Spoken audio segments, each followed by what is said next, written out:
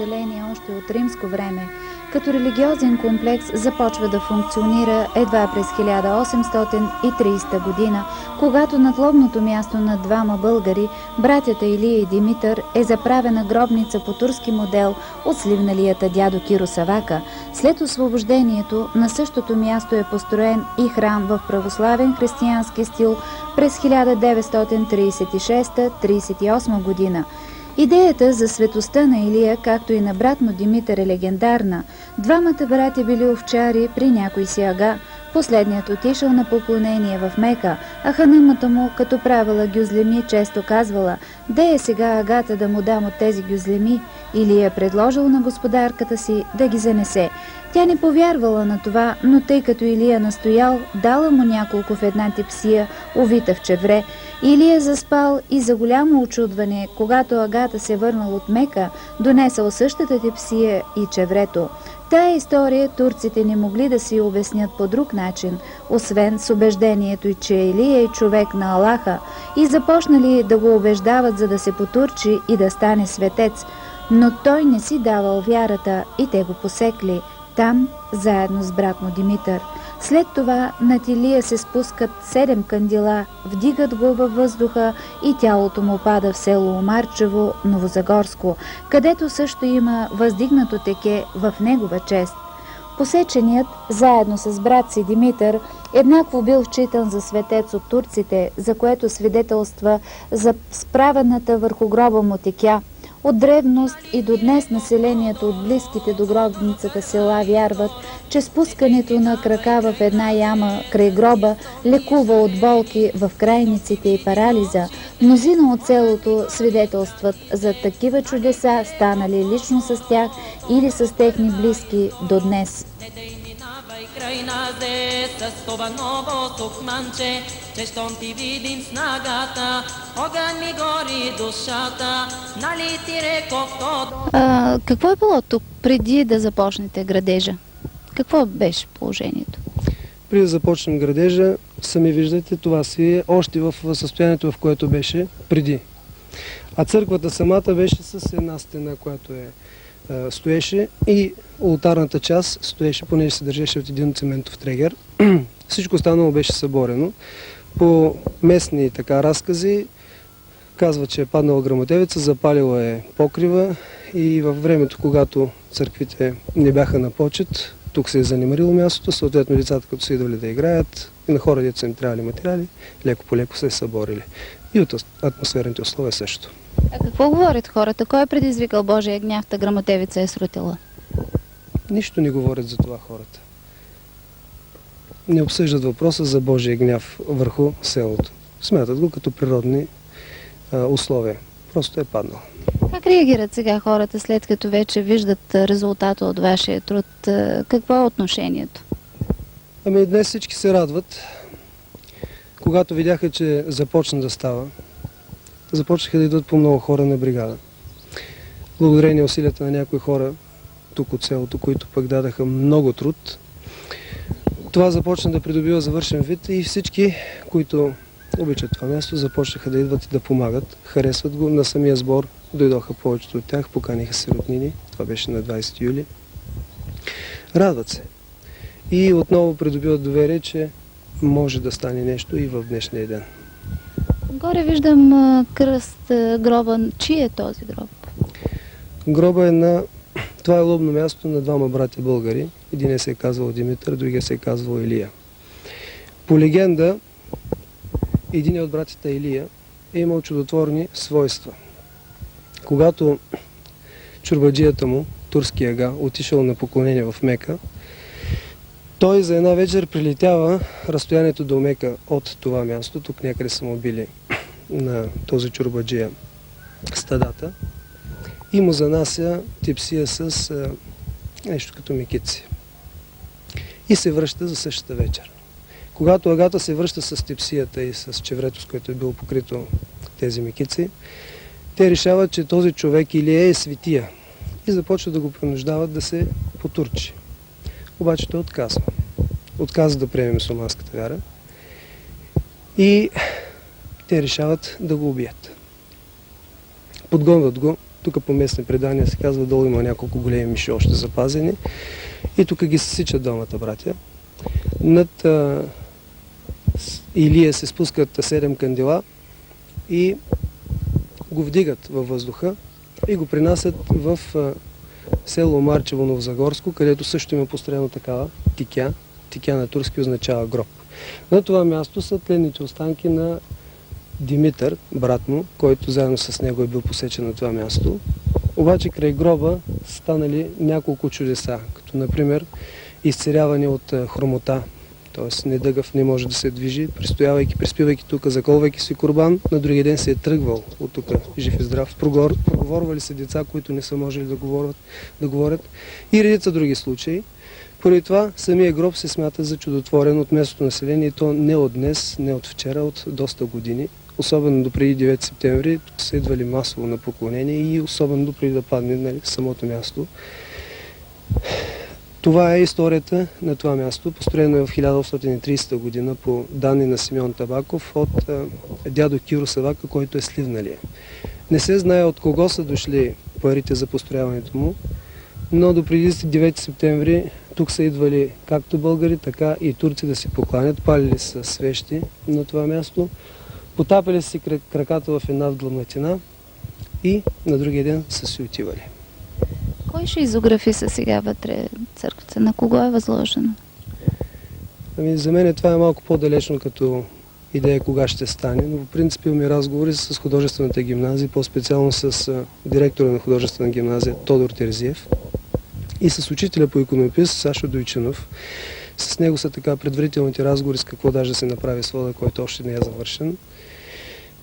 Те поеха инициативата като държавен изпит, един вид, да бъде изрисувана църквата и тук децата да си получат дипломните оценки.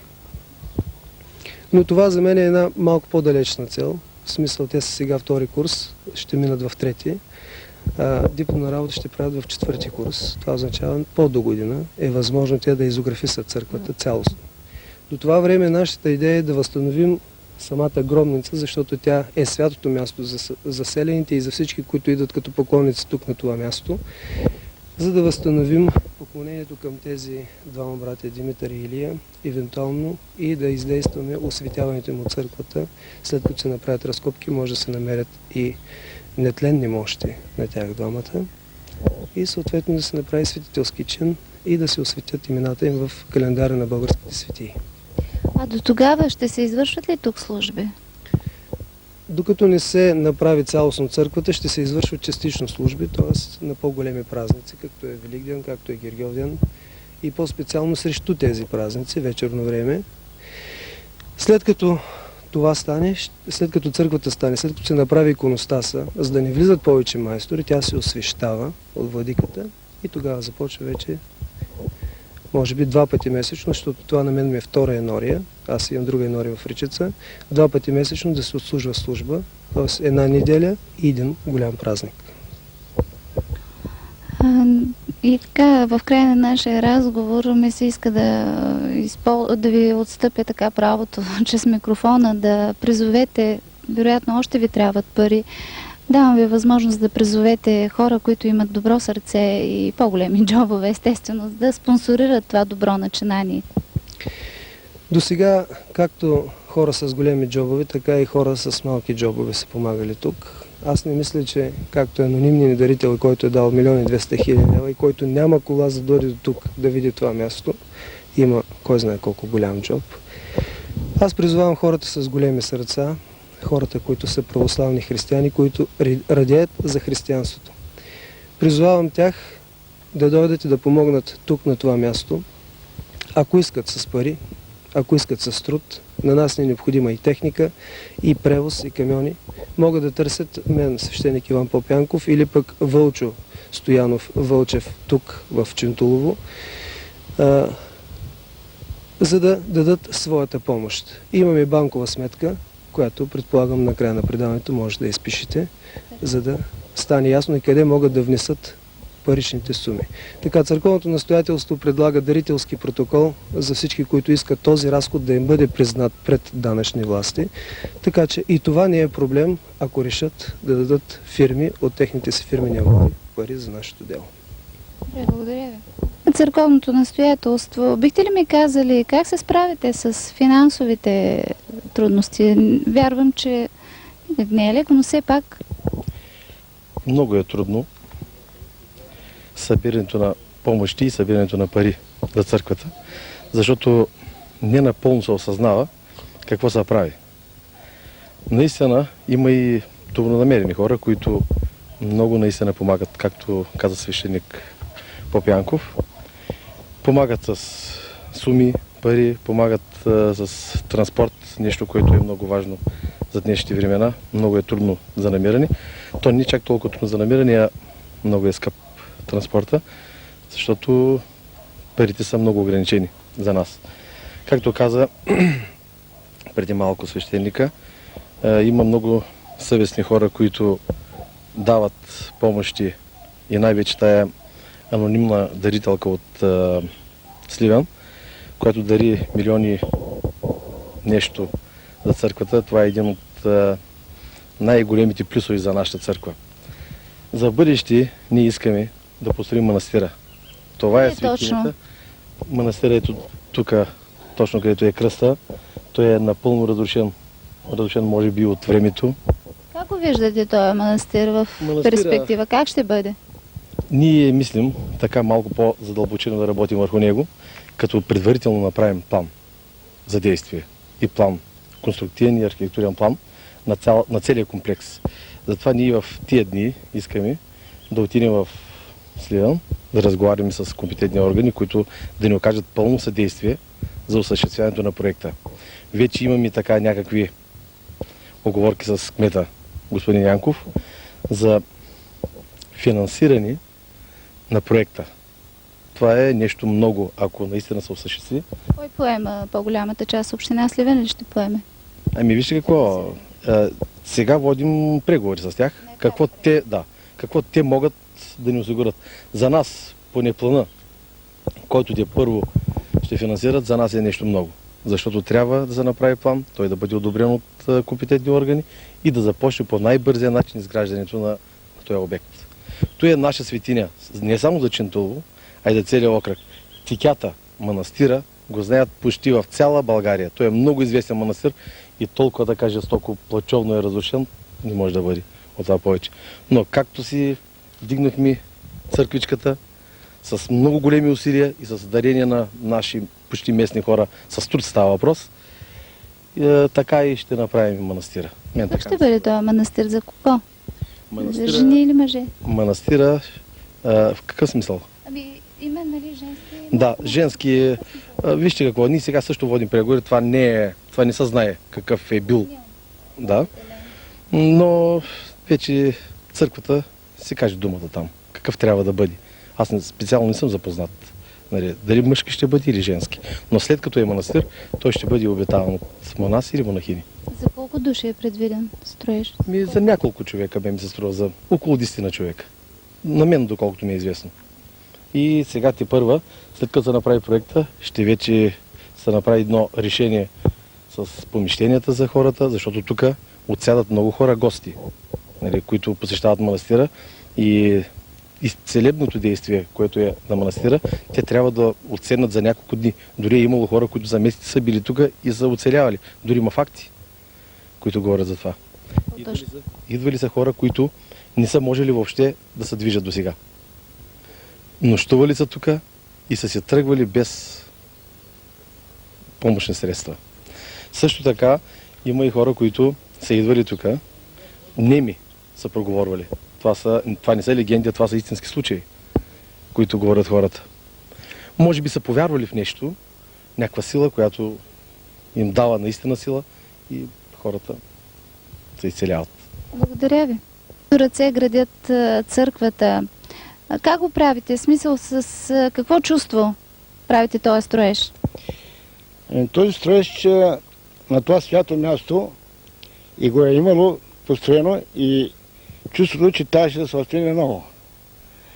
И все пак някой, дали ще сам, дали ще втори детете, трябваше да се изгради. И така почнахме от нищо, да се казва, от нищо. Буквално тук беше нищо, абсолютно нищо. Почнахме, може би, от 5 торби цимент и стигнахме до това положение. Тук аз почнах да работя от началото и братовчет ми Васил. Започнахме, стигнахме там до покрив и малко по малко се стигна до едно такова положение, когато вече всичко остава това на лице. Сега, за напред, колкото сили имаме и колкото може да го дадем, ще го дадем. За нас е по-важно да се направи манастир, защото това е единственото място, което трябва да се възстанови най-напред от всичко. Ще стане хубаво и тук много хора ще дойдат да помагат, дали съм аз, дали си втори тети и тия момчета тук от общината да идват. Обаче, дето каза отец Иван, тук е свързана работа с много средства, защото тук не е на поляната долу на равното място, тук е свързано с много такова и трябва да се компенсира, с финансово се компенсира и тогава вече като има пари и резултати са по-големи, и тогава хората ги радва и правят. Но това нещо ще трябва да се построи.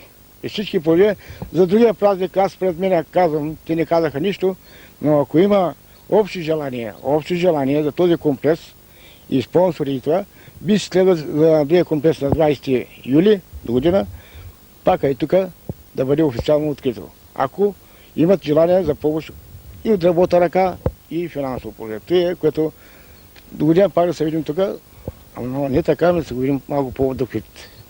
И от кога? Аз съм го чула от майка си. Баща ми на млади години заболял. Болели са го краката, не е можел да ходи. Той е от Мичкарево родом, казва се Стойко Качара.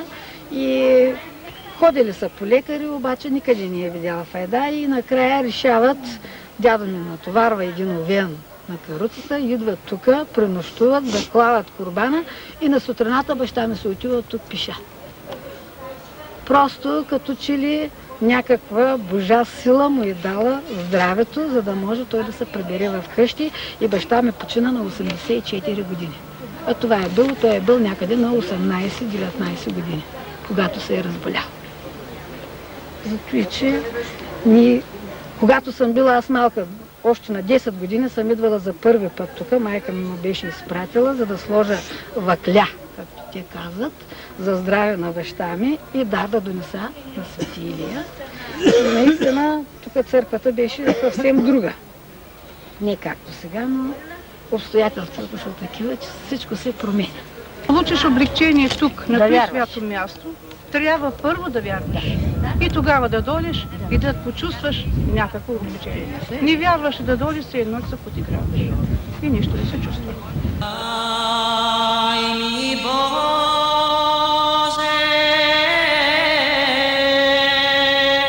крила лебе.